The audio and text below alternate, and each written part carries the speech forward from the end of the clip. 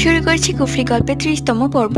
কয়েকদিন নিজেকে ঘরবন্দি করে রেখে সীতা যখন বাইরে বের হয় তখন তার মা বাবা তার দিকে তাকিয়ে থাকে এবং দেখে সীতা আগে থেকে কতটা শুকিয়ে গেছে এবং চেহারাটাও কেমন যেন মলিন হয়ে আছে।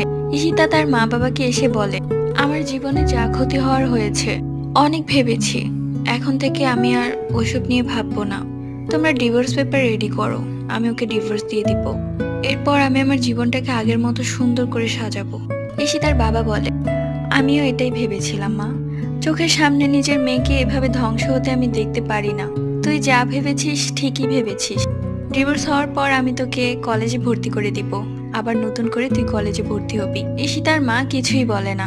এর কয়েকদিন পর ঈশিতা ডিভোর্স পেপারে সাইন করে আদির বাসায় পাঠিয়ে দেয়। ডিভোর্স পেপার দেখে আদির ফ্যামিলি পুরো অবাক হয়ে যায়, কেননা তারা ভাবতেই পারেনি যে ঈশিতা ডিভোর্স দিবে। পরবর্তী গল্প।